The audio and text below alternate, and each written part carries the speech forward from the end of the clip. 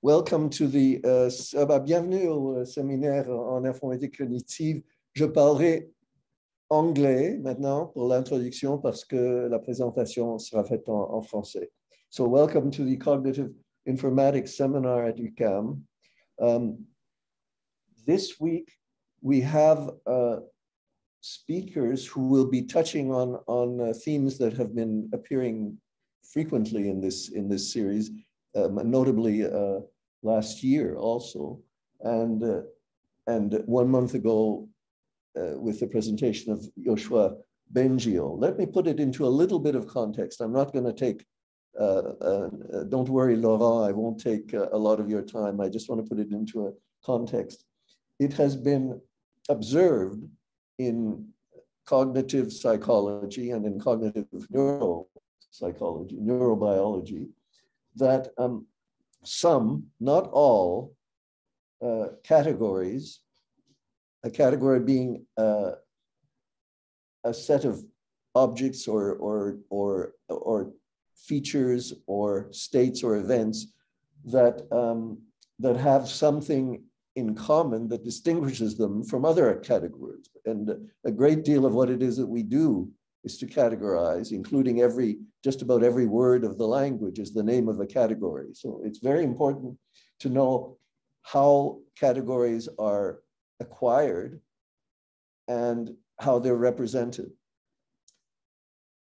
One of the interesting and for a long time considered to be side effects of categorization, sometimes, not always, and it would be interesting to see what Laurent and Jean-Pierre have to say about when it's predicted and when it's not predicted, but a side effect that occurs when a new category is learned, or when, actually it's more than learned, when a category is possessed by a head, is that the perceived similarity and also the psychophysical discriminability, how well you can distinguish members of the category from other members of the category versus members of other categories, changes during learning. Before learning, the members of the category all have a certain average distance from one another in similarity space or in discriminability space. And after learning, this changes. And the members of different categories look visibly or auditorily, it can happen in all sensory modalities, more different than they did before. And this capacity, this change is useful in many professions. For example, people whose specialty is recognizing biological cells, for example, with certain properties. This change in perception, which makes cells of the same kind look more similar and cells of different kinds look more different, is extremely important for the specialist. And you can also imagine many examples in ordinary learning where the capacity to quickly distinguish what is and what is not a member of a category could be adaptive and useful. Well, it was thought to be an incidental side effect, but Jean-Pierre Nadal and Laurent have published a paper that suggests that it's not just an incidental side, or it's a side effect perhaps, but it's not incidental. It may be quite essential to learning and to perception. And with that, I just want to say, I'll say a couple of words about who Jean-Pierre and Laurent are, but you already know because you've seen the bios. Laurent Bonas-Gaou is at the Telecom Paris Tech, and his specialization is machine learning. He does data analysis with research interests in neural networks, natural and artificial neural networks, music and language processing. I'll be interested if there's something music relevant here as well. Jean-Pierre Nadal is a senior researcher at CNRS and professor at École des Hautes Études en Sciences Sociales, EHESS. And he's, well, read the bio. There are many things there. I don't want to steal more of Laurent's time telling you all of the details. Laurent, à toi, tu peux partager ton écran. OK.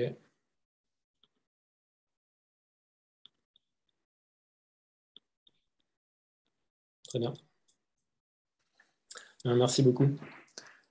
Aujourd'hui, je vais vous parler de perception catégorielle et de géométrie des représentations internes dans des réseaux de neurones artificiels. C'est un travail en commun avec Jean-Pierre Nadal, qui est également présent et qui pourra aussi prendre des questions.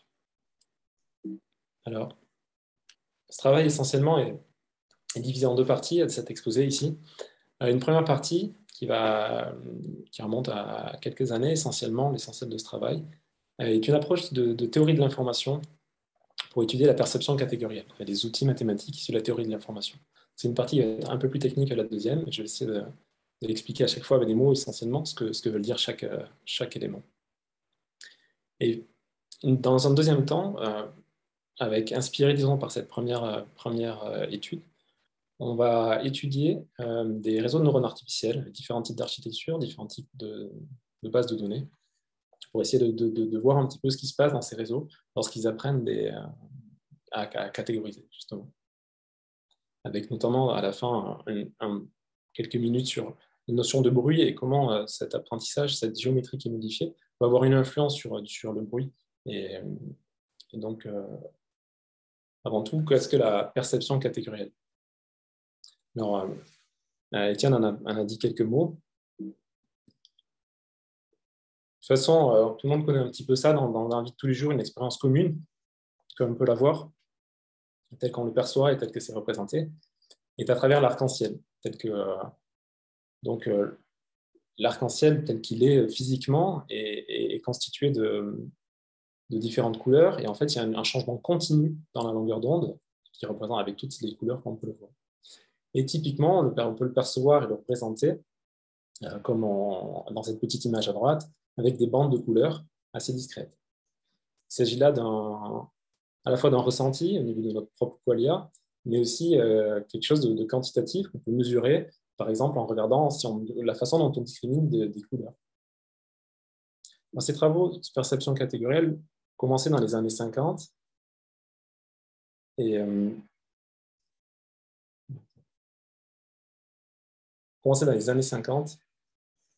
par le travail de Lieberman et collègues sur la perception des phonèmes. Ils ont créé ce travail avec... Attendez, j'ai un peu l'ordinateur, 2 secondes.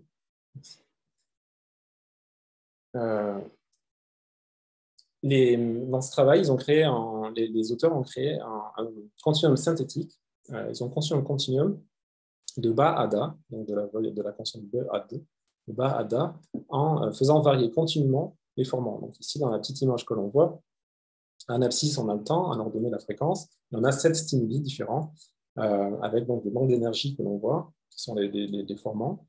Et en variant la transition dans le second formant, on peut faire varier de bas à da ce que l'on peut entendre. Et ici, donc, cette caractéristique varie continuellement le long de ce signal. Et ensuite, on a demandé à des sujets, donc ces auteurs ont demandé à des sujets humains de catégoriser ces signaux. Donc ici, il y a 2 remarques à faire. D'abord, l'identification dans une transition brute, assez abrupte, d'une catégorie à l'autre. Donc ici, en abscisse, c'est les stimulus, les stimuli qu'on voit en A7. Et par exemple, si on prend B, donc la courbe avec les points noirs, là, on a cette courbe typique en S, où on a d'abord la catégorie B, puis après on passe à la catégorie D. Une autre caractéristique perceptive, c'est de regarder la discrimination entre stimuli contigus. Donc pour 2 stimuli proches, on regarde si les sujets sont capables de faire la différence entre ces 2 stimulus. Ce qu'on observe, c'est que cette discrimination est plus grande à la frontière entre les catégories. Et donc, c'est typiquement ce qu'on appelle perception catégorielle. Ici, on va prendre cette définition. Il peut y avoir d'autres aspects comme le temps de réaction, et ici, je parlerai essentiellement de cet aspect. Une transition assez abrupte dans la réponse en identification, et une discrimination qui est plus importante à la frontière, entre classes, qu'à l'intérieur d'une classe. Par la suite, il y a eu beaucoup de travaux là-dessus, pour montrer que ce n'était pas un effet qui était spécifique à la parole. On peut le trouver dans la perception des couleurs, de la musique, des intervalles musicaux, en vision aussi, avec la perception des visages familiers. C'est un effet qui peut être acquis. Et enfin, c'est un effet qui n'est pas propre à l'espèce humaine, que l'on peut trouver chez d'autres animaux également. Donc, c'est cette perception catégorielle à laquelle on s'intéresse ici. Et donc là, dans cette première partie, on va avoir une approche avec des outils de théorie de l'information pour essayer de comprendre ce qui se passe. Alors d'abord, voici le modèle dans lequel on se place. On considère un certain nombre de catégories, on les appelle mu. Par exemple, les voyelles de l'anglais, ici, I et R. Ces catégories ont une certaine probabilité d'arriver, certaines sont plus fréquentes que d'autres. Donc, ces catégories se réalisent dans un certain espace. Donc ici, dans cet exemple, c'est dans un plan, c'est un espace à 2 dimensions, avec les 2 premiers formants, F1 et F2. Et chaque point que l'on voit sont des réalisations particulières de ces voyelles dans ce cas précis. Donc, chaque point a été ça correspond à une mesure d'une voyelle qui a été prononcée par une certaine personne. Et on définit une catégorie là-dessus comme une probabilité de distribution sur cet espace. Donc P de X cherchant mu. Donc X, mu c'est la catégorie, X c'est dans l'espace physique, en quelque sorte, ici défini par F1 et P. Pour une voyelle donnée, pour un stimulus donné, on va avoir une activité neuronale qui va être élicitée. Donc, on considère une population de neurones avec un certain nombre de neurones. Alors ici, dans cette représentation, c'est par exemple des petits neurones avec des réponses en cloche qui pavent l'espace, pas forcément évidemment de façon aussi régulière que ça. L'idée, c'est que le neurone répond à certaines propriétés de l'espace. Cette réponse est bruitée. Donc, typiquement, par exemple, en neurosciences, on peut considérer un bruit de poisson. Et donc, on va regarder les propriétés dans cet espace. Et cet espace, on va considérer qu'il définit l'espace spatial. Le but, c'est un peu de ces systèmes, en quelque sorte, ça va être à la fin, le but est d'inférer quelle catégorie on a eu. Donc, on a entendu une certaine voyelle, on a cette activité neuronale, et il s'agit de décoder, dans une dernière étape, quelle est la catégorie de départ. Donc, pour ça, excusez-moi, juste une question sur cette slide. Le N en bas, il représente quoi? Le quoi, pardon? R, indice N. N, c'est l'une des catégories, ou ça peut être le nombre de réponses arbitraires? Non, c'est qu'il y a N neurones. Donc, R, c'est un vecteur avec R1 jusqu'à Rn, il y a N neurones. D'accord. Donc, ça, c'est la taille de votre modèle en neurones. C'est le nombre de neurones dans cet espace. OK, c'est bon. Merci. Et donc, on va essayer de bâtir une certaine fonction, on va voir après laquelle est la mieux. Mais pour l'instant, on ne sait pas trop, on l'appelle G de mu sachant R. Donc, ça va être l'idée d'extraire à partir de l'activité neuronale, de décoder la catégorie. Donc, on a cette chaîne de traitement. La catégorie mu, puis un stimulus X, c'est des réalisations, qui donnent lieu à une certaine activité neuronale, et il s'agit après de décoder cette catégorie. Donc, le but, ça va être d'estimer G mu R à partir. Le but, c'est d'avoir un estimateur qui ait des probabilités a posteriori P de mu sachant X. Sachant que si on a ça, la catégorie la plus probable est celle dont la probabilité a posteriori P de mu sachant X est la plus élevée. Donc, pour ça, un coût naturel est de considérer la divergence de Kullback-Leibler entre les vraies probabilités et notre estimateur. Ça s'écrit de cette façon-là. C'est important, le terme exact pour ceux qui sont moins familiers avec ces notions. L'idée, c'est que c'est un coût entre la façon dont on estime et la réalité. Ce qui est intéressant, après un peu de travail, c'est qu'on peut en fait écrire cette fonction de façon plus simple en la décomposant en 2 parties. Une partie de codage et une partie de décodage. Donc 2 coûts différents. Le coût de codage correspond à la différence entre 2 informations mutuelles. L'information mutuelle, c'est une mesure qui permet de quantifier la dépendance statistique entre deux variables. Donc ici, ce coût de codage, on va développer tout à l'heure ce terme, s'écrit comme la différence entre 2 informations mutuelles, l'information mutuelle entre les catégories et les stimulus, moins l'information mutuelle entre les catégories et l'activité neuronale. Et un coût de décodage, qui lui s'écrit comme, encore une fois, une divergence au Kullback-Leibler entre les probabilités de mu sachant R et notre estimateur. Donc, on va voir directement les conséquences de ça. Ils sont assez évidentes, en fait. Minimiser le coût de bayésien ici, ça va conduire, pour la partie de décodage, à avoir G de mu sachant R égale P de mu sachant R. Donc, dit comme ça semble assez évident. C'est-à-dire qu'on a cette activité neuronale. La meilleure façon d'estimer la catégorie, c'est en fait de construire un estimateur qui estime la P de mu, donc la probabilité de la catégorie, sachant l'activité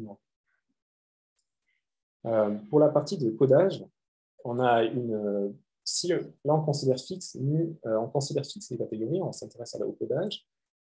Maximiser le codage, avoir une couche de codage optimale pour représenter les catégories, ça va impliquer maximiser l'information mutuelle entre les catégories et l'activité neuronale.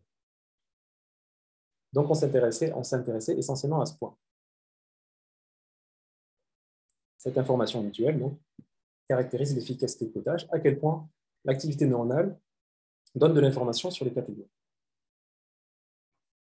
Alors d'abord, une présentation du résultat principal avec des mots, et ensuite on verra les équations qu'on va décortiquer. D'abord avec des mots, dans une limite ici avec un grand nombre de neurones, plus largement en fait avec une limite de fort rapport signation-bruit, on obtient que cette information mutuelle entre catégorie et activité neuronale est égale à contenu informatif du signal. Donc en fait, c'est là, ça, il s'agit de l'information mutuelle entre les catégories et le signal et les stimuli.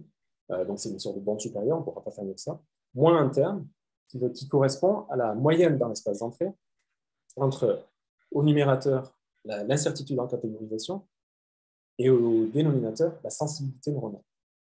On va détailler maintenant cela plus mathématiquement. Voici l'équation qu'on va prendre point par point.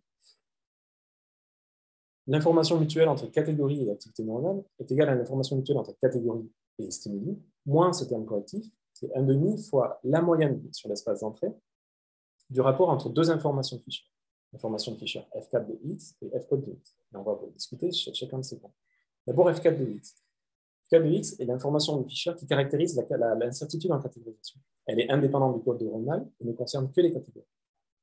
Voyons, elle peut aussi s'écrire de cette façon-là, la somme de P' carré sur P. Donc, ça peut permettre d'avoir une autre intuition sur cela. Regardons l'exemple en bas à droite. En haut, sur la courbe, c'est une courbe en S, typique du genre de courbe de réponse. Donc en 0, en gros, on aurait une catégorie et en 1, une autre catégorie. Exactement comme tout à l'heure, on avait bas et tas. Et la réponse pour le B était ce genre de courbe en S. Donc ça, c'est la probabilité de mu 0 ici, sachant X, la première catégorie. Donc la pente est la plus grande à la frontière entre les deux catégories, ici au milieu. Et donc en bas, en dessous, cette information de Fisher qu'on visualise et un pic à la frontière entre les catégories. Donc, ce qu'il faut retenir ici, c'est que cette information, et elle est plus grande entre catégories. Donc, c'est une sorte d'incertitude sur la catégorisation. Maintenant, l'information de Fisher, F code de X. Donc, celle-là, elle est indépendante des catégories et elle caractérise le code neuronal. Donc, elle caractérise la sensibilité de ce code à de petites variations dans l'espace d'entrée. Comment l'activité neuronale change lorsqu'on change un peu le stimulus. Elle est reliée à une notion qui s'appelle la D', à la discriminabilité, qui est utilisée en psychophysique. Et pour voir ça, on peut avoir deux façons de voir comment on caractérise la géométrie locale. Pour deux points, x et x plus delta x, c'est des points qu'on va appeler proches dans l'espace d'entrée, dans l'espace physique, disons, on peut vouloir regarder comment dans l'espace neuronal, ce que Étienne a appelé tout à l'heure l'espace de similarité, ici on considère l'espace neuronal, on peut regarder comment varie cette distance. Donc une façon naturelle de faire, c'est de comparer les distributions d'activité neuronale qui sont induites par un stimuli et l'autre. Donc pour l'ensemble toute une famille de distances entre ces deux probabilités, donc on va appeler de R sachant x et de R sachant x plus delta x, on peut montrer que localement, cette quantité est proportionnelle à l'information de Fisher F code de X. Autrement dit, F code de X donne localement, dans l'espace neuronal, une sorte de géométrie où si F code est grand, c'est comme si l'espace était dilaté, et s'il est petit, c'est comme si c'était compressé. Une autre façon complémentaire de voir cette information de Fisher est à travers la borne de Cramer-Rao. Lorsqu'on a un stimulus, il évoque une activité neuronale. Admettons qu'on ne regarde que cette activité neuronale et on se demande quel a été le X qui a donné cette activité neuronale. On va l'estimer et on va faire plus ou moins une erreur. la variance de cette estimation et va être bornée par l'inverse de l'information Fisher. Donc, et ça, on verra plus vers la fin, comment on peut reconnecter cette vision, disons, qui sont un peu duales, qui sont complémentaires de l'information Fisher.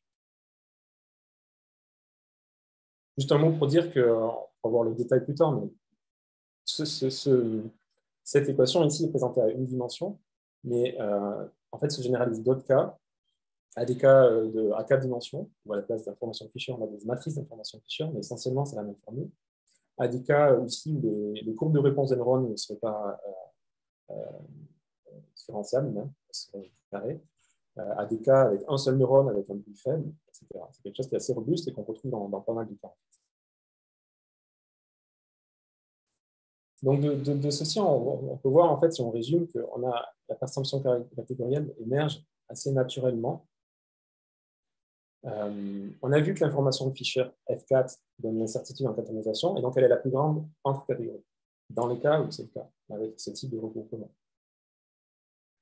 Si on optimise le code neuronal, que ce soit par l'évolution, par l'apprentissage, donc c'est-à-dire on va maximiser l'information mutuelle entre catégorie et code neuronal, alors on va vouloir augmenter l'information de Fisher F-code là où F4 est déjà grand. Or, on a vu qu'une valeur plus grande de F-code de X veut dire une plus grande sensibilité du code neuronal, c'est-à-dire une meilleure discrimination, une grande sensibilité à des petits changements de stimulus, donc une meilleure discrimination. Donc, on obtient au final que l'apprentissage de catégorie implique une plus grande discrimination entre catégories qu'à l'intérieur d'une catégorie, c'est-à-dire typiquement la perception catégorielle.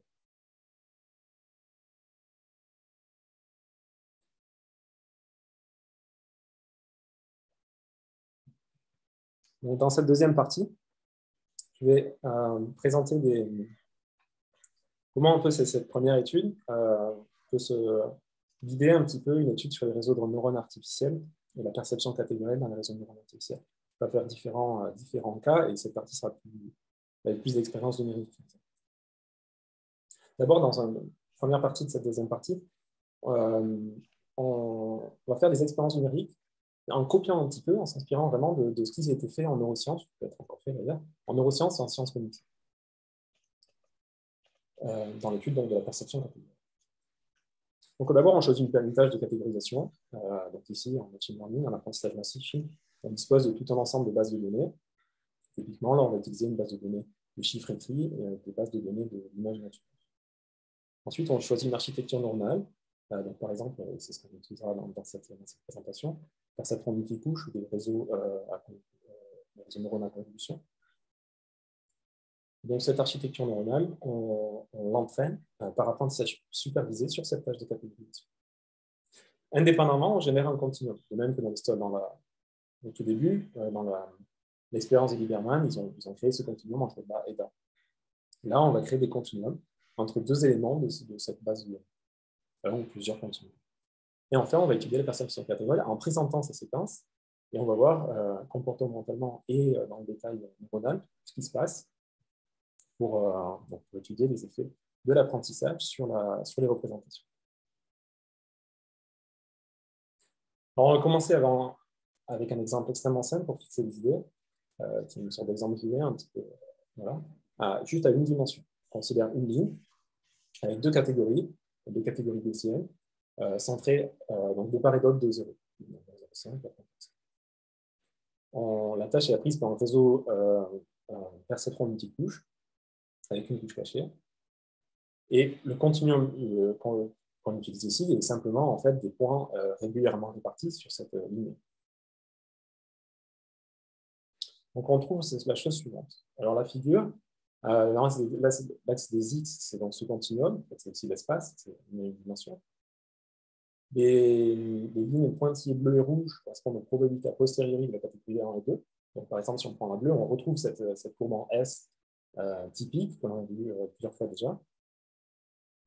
Et la courbe noire représente la distance neuronale. Donc dans cet espace neuronal, pour deux stimulus qui sont deux stimuli contigus, on va comparer la distance, les activités neuronales en regardant leur distance. Ici, c'est la distance cosinus. Donc, ce qu'on voit sur cette figure, c'est qu'on a bien, après apprentissage, une plus grande distance neuronale à la frontière entre les catégories. donc perception catégorielle.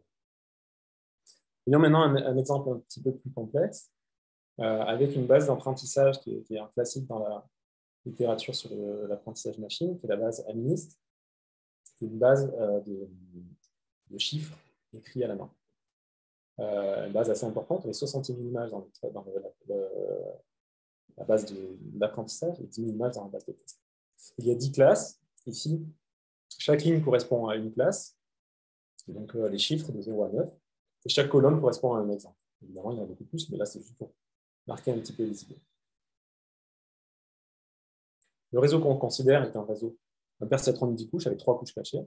Ici, en fait, le but va être de pouvoir comparer les différentes couches. Et c'est une tâche que le réseau réussit très bien. Ça, c'est une tâche aujourd'hui qu'on fait depuis longtemps. Et avec le réseau arrive à apprendre la tâche avec plus de 98% de bonnes réponses.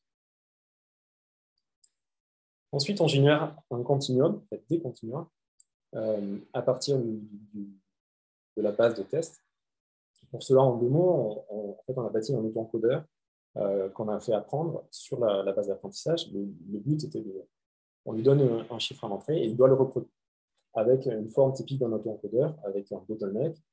Et en fait, l'interpolation ici est faite à l'intérieur de cet espace latent, qui permet d'avoir une sorte de morphing assez souple d'une catégorie à l'autre.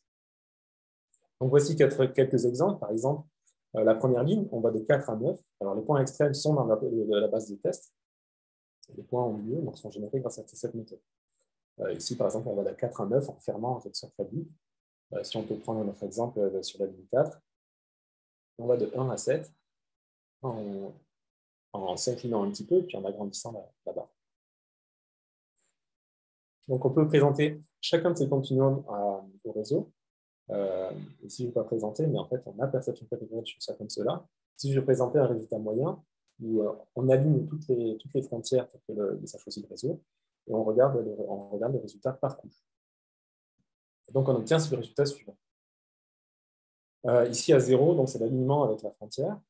La ligne en pointillé bleu correspond si on a répondu bon à l'élément de gauche, et la courbe en rouge pour l'élément de droite. Donc d'abord, le réseau a bien catégorisé tous les points, et il est bon là-dessus.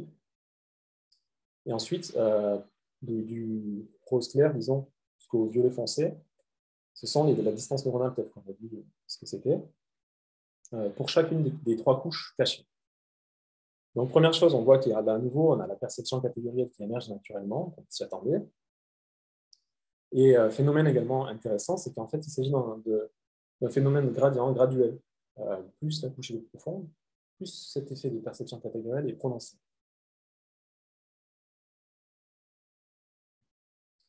Un dernier exemple dans cette idée de copier les expériences en sciences cognitives avec des continuums. Ici, un exemple plus complexe avec des images naturelles et un réseau plus profond. La base de données utilisée est la base Kaggle de chat-chien. C'est une base qui contient 25 000 images. Donc, on garde 80% des images pour la base d'apprentissage et 20% pour la base de test. Ici, voici quelques exemples de la base d'apprentissage. Donc, à gauche, voici quelques exemples de chiens, et à droite, de chats.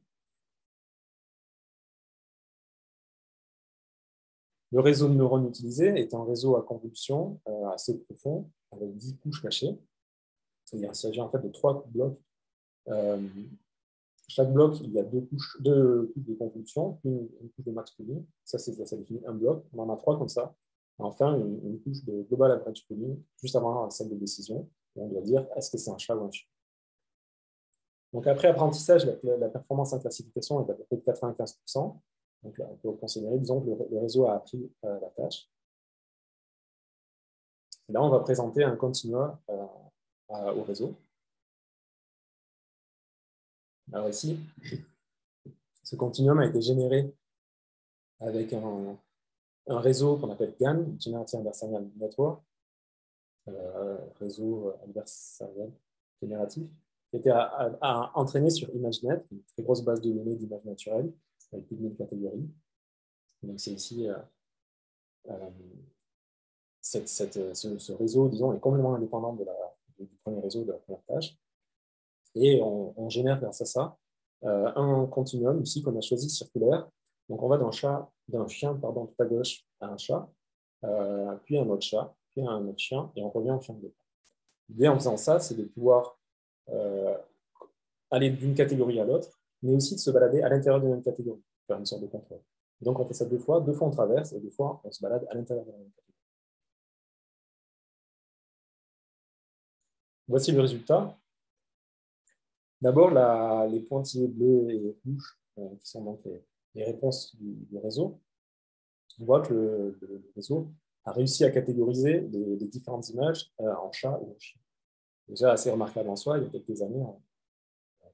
Aujourd'hui, on est habitué à ça, mais au fond, c'est quand même assez remarquable. Donc, notamment, là où il y a les pointillés, ce sont les points de départ à chaque fois. Et donc, on a bien la bonne réponse, un chat, un chien, un chat, etc. Ensuite, si on regarde les lignes en trait-plein, qui vont donc là encore du rose clair, qui sont les premières couches, jusqu'au violet plus foncé. Si on regarde les deux premières couches, alors là, je ne présente pas toutes les couches sur les 10 couches, je vais présenter sur la dernière couche de convolutionnel de chaque bloc et la toute dernière couche avant l'indécision, c'est-à-dire 4. Si on regarde les deux premières couches de convolutionnel qu'on présente ici, on voit qu'il n'y a pas de perception catégorielle. Pas de pic en frontière, mais plus ou moins un peu plat comme ça.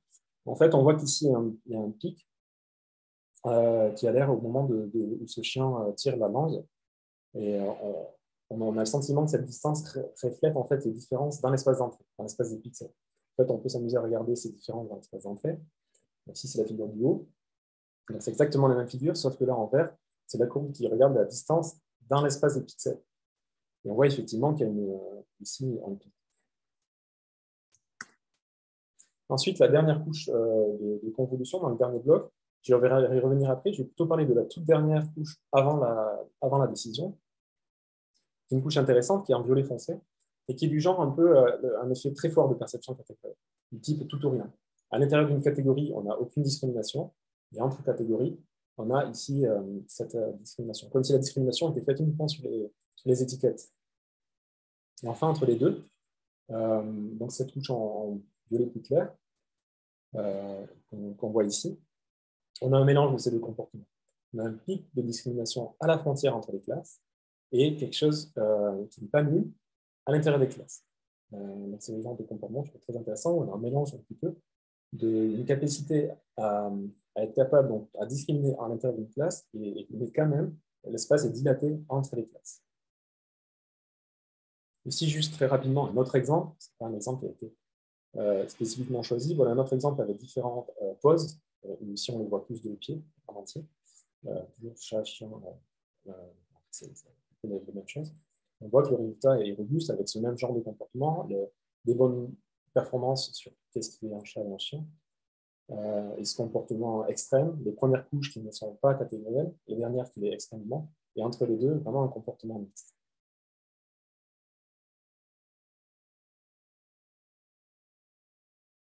Donc à présent, là, toutes ces expériences utilisent on continue. Excusez-moi, juste une question, je pense que je vous ai perdu quelque part. Vous définissez comment la distance neuronale? La distance neuronale, donc pour deux activités, donc X1 donne une activité R1, par exemple, X2 une activité R2, et on regarde la distance cosinus entre les deux activités. Ah, ok, d'accord. C'est bon, merci. Donc. Une analyse, là, on passe à quelque chose d'un peu différent. Jusqu'à présent, on a fait des analyses qui limitaient un petit peu ce qu'on pouvait faire en sciences cognitives en neurosciences avec l'utilisation de continua pour étudier la perception catégorielle. Là, on va faire une analyse complémentaire qui s'affranchit de cette utilisation. On va directement regarder un petit peu les différences à l'intérieur de classes ou entre classes, avec un index que je vais présenter, qui essaie de quantifier la séparabilité des catégories à l'échelle d'une population neuronale. L'idée, c'est que si on ne sépare vraiment pas bien au niveau neuronal, si on prend 2 points à l'intérieur des catégories ou 2 points qui sont entre catégories, au fond, ces activités neuronales vont être tout aussi loin. Par contre, si on sépare vraiment très bien, si les catégories font des jolis clusters vraiment très éloignés, alors à l'intérieur d'une catégorie, il y aura très peu de différence dans l'activité neuronale. Entre catégories, par exemple, par contre, les motifs, les patterns, les motifs d'activité vont être très différents. Donc là, c'est pour fixer un peu les idées, voilà ce qu'on a par exemple. Ici, c'est un cas qui est tiré d'un réseau précédent, qui était sur MNIST. Ici, c'est la première couche avant apprentissage. Un abscisse, c'est la distance neuronale. Et donc, on a deux distributions. Distribution de distance pour deux éléments, donc au niveau de cet espace neuronal, deux éléments qui sont à l'intérieur d'une classe et deux éléments qui sont entre classes. Ici, on voit que même apprentissage, il y a déjà une séparation. Ça, c'est parce que c'est un exemple assez simple où les chiffres sont déjà séparés au fond dans l'espace des pixels. Par exemple, en 0 et en 1 sont déjà assez séparés. Dans les exemples plus complexes d'images naturelles, typiquement, avant apprentissage, c'est beaucoup plus recouvert. On peut faire ça avant, après apprentissage. Ici, c'est cette même couche, par exemple. Il y a une séparation un peu plus grande. Et on peut comparer les couches. Par exemple, ça, c'est la dernière couche de ce même réseau où les catégories, ces distributions sont bien séparées. Donc, ici, l'index quantifie en fait la distance entre ces distributions. Il lui donne une valeur, puis après, on peut comparer dans différentes. Donc, on obtient ce genre de choses. D'abord, regardons en haut à gauche. C'est un cas donc, de perceptron multicouche avec 3 couches en abscisse. Un ordonné, cet index de catégorie qualité. Donc, perceptron multicouche, MNIST. Les traits en pointillés, c'est pour un réseau qui n'a pas été encore appris. Et le trait plein pour un réseau qui a été appris. À côté, c'est pour MNIST, mais avec un petit réseau à convolution, avec 2 blocs, avec 2 couches de convolution, une couche de max Poli, c'est répété, et une couche dense. Donc là, pareil, et la dernière en bas, c'est un réseau qui a été préappris sur ImageNet, disponible, qui s'appelle VGG16. Donc c'est un réseau assez profond à la convolution, et qui ici a été pré-entraîné sur ImageNet, cette base, cette très grande base d'images naturelles, avec 1000 catégories. Donc, quels sont les résultats? On voit que les résultats sont typiquement très similaires à ce qu'on obtenait avec cette perception catégorielle avec les continuums. C'est-à-dire qu'on a que la catégorialité augmente après apprentissage. Cette catégorialité augmente aussi avec la profondeur du réseau. Plus on est profond dans le réseau, plus cette catégorialité augmente. On a que les couches denses sont plus catégorielles que les couches de convolution, en tout cas les premières. Ce qui est assez logique, si on passe à un réseau de convolution, typiquement, les premières couches ressemblent à des Gabor, à des filtres de Gabor, donc elles servent à détecter des lignes, par exemple, soit pour un chat ou pour un chien, mais c'est quelque chose qui est très générique et qui n'est pas propre à des catégories. On voit par exemple sur donc les couches proches de l'entrée ne sont pas catégorielles. On voit sur l'exemple profond, il y a toute cette première partie des couches qui est totalement pas catégorielle, qui est similaire à un réseau qui n'est pas entraîné. Et ensuite, cette catégorialité augmente jusqu'à finir très élevé. Ce qui veut dire aussi que le réseau se spécialise d'une certaine façon. Il devient plus propre à la catégorie qu'il a.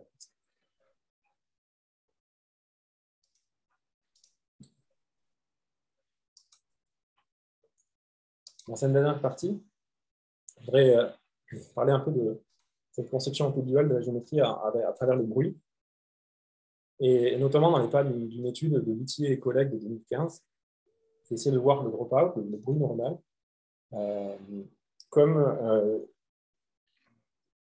une technique d'augmentation de données. Donc, je vais expliquer un petit peu ce que ça signifie. Donc, pour une entrée donnée X, on va générer une activité neuronale. Cette activité est bruitée. On peut ensuite calculer l'estimation X chapeau de R de cette entrée qui aurait donné une activité neuronale aussi proche et sans bruit. Si on répète ça plusieurs fois, en fait, on voit que pour un même X, on va avoir plusieurs entrées virtuelles. Donc, c'est ce que propose Luthier et collègues, où au final, grâce au bruit, c'est comme si on augmentait le jeu de données. La taille de la base d'apprentissage est assez critique quand on apprend ce genre de modèle. Et donc, au fond, l'idée qu'ils proposent, c'est que lorsqu'on a du bruit neuronal, en fait, on augmente le jeu de données. C'est pour ça qu'on a de meilleures performances. Ici, on va aller un peu plus loin en essayant d'étudier comment en fait, cette augmentation a lieu, comment l'apprentissage, comment la représentation qu'on peut avoir va modifier les propriétés de cette augmentation. Donc, pour un X donné, on peut répéter ça pas mal de fois, et on peut regarder la variance de ces estimations. Donc, si on se rappelle ce qu'on a dit dans la première partie, avec la borne de Cramer-Rao et l'information de Fisher, on a vu qu'il y avait un lien entre variance et Fisher. Donc, on s'attend à ce que la variance de ces estimations soit plus petite entre les catégories qu'à l'intérieur. Donc, c'est quelque chose qu'on a regardé. Ici, je remets le cas à une dimension de tout à l'heure. Donc ça, c'est exactement ce qu'on a vu tout à l'heure, avec notamment cette perception catégorielle d'une distance neuronale plus grande en frontière. Et ici, donc pour chaque X, on a fait cette opération de générer plusieurs activités normales, puis plusieurs estimations, et on regarde cette variance. Et donc là, c'est ici 1 sur la variance, et on voit qu'elle se comporte comme la distance normale. Donc on a une autre façon de dire, c'est que la variance est plus petite à la frontière entre les X. Sachant que le bruit est le même partout par le bruit qui est appliqué au neurone. On va pouvoir faire ça d'une autre façon avec un cas bidimensionnel. Donc là, c'est 2 dimensions. On va prendre le temps de décortiquer la petite figure à gauche. On a 2 catégories gaussiennes, centrées une en bas à gauche, l'autre en haut à droite, ce carré. Les petits triangles désignent les stimuli individuels. Et ensuite, on va essayer de regarder comment dans cet espace, comment est la représentation neuronale à différents points de cet espace. Donc pour cela, on va l'assembler en faisant une grille de 5 par 5. Ce sont les points noirs les plus gros. Pour un point donné, on va répéter 100 fois l'opération de le présenter au réseau avec un bruit dans l'activité neuronale et faire cette opération de chercher des estimations. Donc là, on les visualise directement avec ces petits points gris. Et autour de chaque point, on a une ellipse qui donne l'essentiel de là où se trouvent les points. Donc là, on voit vraiment ce côté data augmentation, augmentation de données. À partir d'un point, on se retrouve avec plein de points. Ce qui est intéressant, c'est que cette augmentation n'est pas uniforme dans l'espace. La variance de ces estimations, d'abord, est plus petite près de la frontière, comme on a vu, cette version individuelle de la perception catégorielle. Cette variance n'est pas isotropique, elle est essentiellement dans la direction perpendiculaire à la frontière. Donc la frontière ici, c'est le trait un peu blanc. Donc on a la catégorie 1 en bleu, la catégorie rouge, la catégorie 2 en rouge, et entre les deux, donc un peu blanc, c'est qui correspond à la frontière entre les classes. Et donc perpendiculaire à cette frontière, la variance diminue. Donc, à mon sens, il y a une interaction intéressante ici entre bruit et représentation induite par l'apprentissage. On peut voir au cours de l'apprentissage comment ça se modifie. Ici, c'est la même figure que tout à l'heure, puisqu'on voit qui est ici à droite, qui est après apprentissage, et tout à gauche, c'est avant apprentissage. Et au milieu, c'est un peu entre les deux. Ce qu'on voit, c'est qu'avant apprentissage, ce bruit est isotropique, il n'est pas influencé, il peut être assez gros. Ensuite, avec l'apprentissage, on voit qu'en fait, il va diminuer là où il faut qu'il diminue, parce que typiquement, admettons qu'on parte d'un point dans une catégorie, la catégorie bleue, on n'a pas envie qu'un point aille de l'autre côté, et devienne rouge. Par contre, bien à l'intérieur des classes, on a une grande variabilité. Donc cette idée peut donner une nouvelle vision de dropout. J'explique un tout petit peu plus ce que dropout, j'en ai déjà parlé un petit peu. Ça a été introduit par Shrivastava et collègues en 2014. C'est un bruit multiplicatif appliqué aux sorties de neurones. Donc classiquement, c'était 0 ou 1, c'est-à-dire en fait on prend à la sortie ou pas, donc un bruit Bernoulli. Mais dans l'article, il parle aussi de Gaussian dropout avec un bruit multiplicatif type aussi, et qui donne d'aussi bons résultats que le dropout plus classique. Donc c'est une technique de régularisation très, très classique, toutes ces dernières années, en tout cas, dans la programmation de neurones artificiels. Donc, si je reviens à l'image précédente, ici, le fait d'avoir appris les catégories, on se retrouve avec un système où, en fait, si on met du bruit, et ce qu'on en met beaucoup, ça va être en quelque sorte intelligent, adaptatif à la structure. Et donc, le système va permettre d'avoir plein de bruit à l'intérieur des catégories et à la frontière, moins. Donc, c'est ce qui est une bonne chose. Et donc, on s'attend à ce qu'on puisse mettre du bruit et que ça soit bénéfique là où c'est permis à faire ça. C'est-à-dire où la catégorialité est importante. C'est-à-dire après apprentissage, il faut avoir appris, c'est l'image juste avant, dans les couches plus profondes, dans les couches plus denses par rapport à des couches convolutionnelles, dans les couches convolutionnelles, dans les couches un peu plus profondes que celles qui sont vers l'entrée, etc. Or, il s'avère que toutes ces remarques correspondent en fait à des heuristiques qui sont adoptées par la communauté, des observations empiriques Et donc là, cette vision permet d'unifier un petit peu toutes ces pratiques, et même si le travail reste pour essayer de vérifier plus en détail de façon plus systématique.